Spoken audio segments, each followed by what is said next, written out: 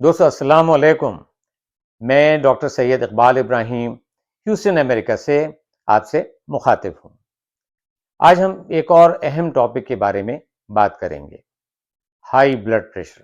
جی ہاں، اس ویڈیو میں ہم یہ جانیں گے کہ نارمل بلڈ پریشر کتنا ہونا چاہیے، اور پھر یہ دیکھیں گے کہ ہائی بلڈ پریشر کو بغیر دواؤں کے کس طرح سے کنٹرول کیا جا سکتا ہے. کیا آپ جانتے ہیں کہ ہائی بلڈ پریشر ایک سائلنٹ کلر ہے، اور یہ ہارٹ اٹیک، اسٹروک اور کڈنی فیلئر کا باعث بھی ہو سکتا ہے. جب بھی لوگوں سے پوچھا گیا کہ آپ کا بلڈ پریشر کیسا رہتا ہے تو یہ جواب ملا کہ نارمل رہتا ہے. اور جب پوچھو کہ نارمل کیا ہے تو انہیں یہ معلوم ہی نہیں ہوتا کہ نارمل بلڈ پریشر کتنا ہے. دوستو عام طور پر 120/80 کو ہم نارمل بلڈ پریشر کہتے ہیں. اس میں اوپر والا 120 سسٹولک اور نیچے والا 80 ڈائسٹولک بلڈ پریشر کہلاتا ہے.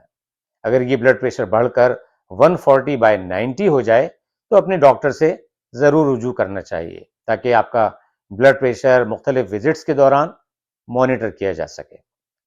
یاد رکھیں اس میں بھی کئی ویریشنز ہوتی ہیں، اور مختلف ایج گروپس میں اس کا میجرمنٹ مختلف ہو سکتا ہے، جس کے متعلق آپ کا ڈاکٹر ہی آپ کو بہتر مشورہ دے سکتا ہے. آئیے اب دیکھتے ہیں کہ وہ اہم قدرتی طریقے کیا ہیں جن پر عمل کر کے آپ ہائی بلڈ پریشر کو بغیر دواؤں کے کنٹرول کر سکتے ہیں. Number 1، stress. اسٹریس کا بلڈ پریشر میں اضافہ کرنے میں ایک بہت ہی اہم رول ہے. اس کو کم کرنا بہت ہی ضروری ہے.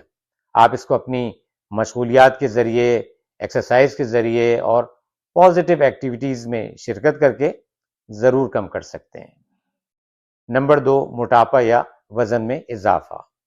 یہ نہ صرف آپ کے بلڈ پریشر کو بڑھاتا ہے بلکہ یہ جوڑوں کی بیماریوں اور دوسری کئی بیماریوں کا بھی باعث ہو سکتا ہے. جن لوگوں کا وزن زیادہ ہے انہیں چاہیے کہ اپنے وزن میں کمی لائیں.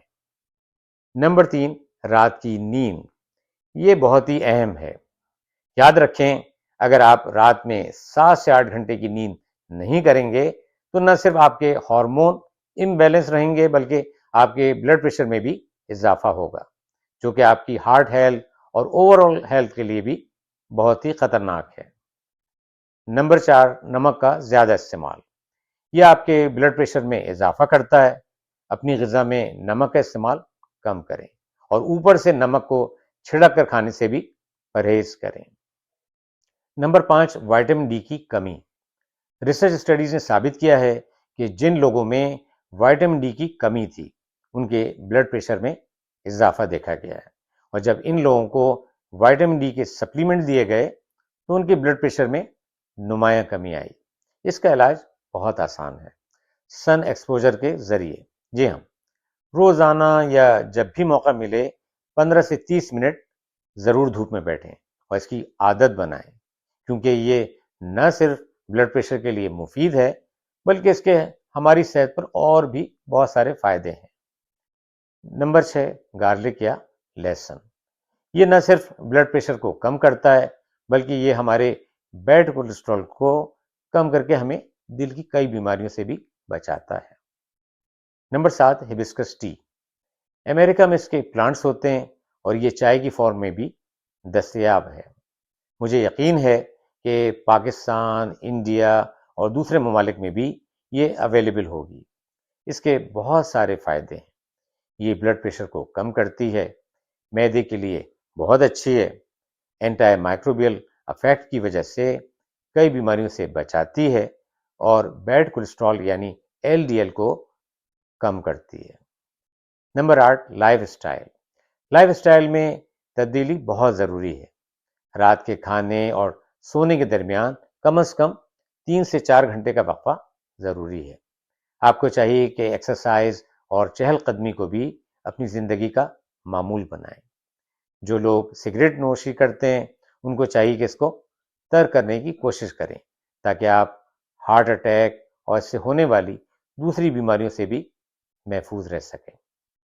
دوستو مجھے امید ہے آپ ان حقیقی طریقوں پر عمل کر کے اپنی بلڈ پریشر کو بغیر دواؤں کے بھی کنٹرول کر سکتے ہیں. ان مفید معلومات کو اپنی فیملی اور دوستوں کے ساتھ ضرور شیئر کریں تاکہ زیادہ سے زیادہ لوگوں کو اس سے فائدہ ہو۔ اب اجازت دیں، اپنی صحت کا بہت خیال رکھیں۔ زندگی رہی تو انشاءاللہ اگلی ویڈیو میں پھر ملاقات ہوگی۔ خدا حافظ۔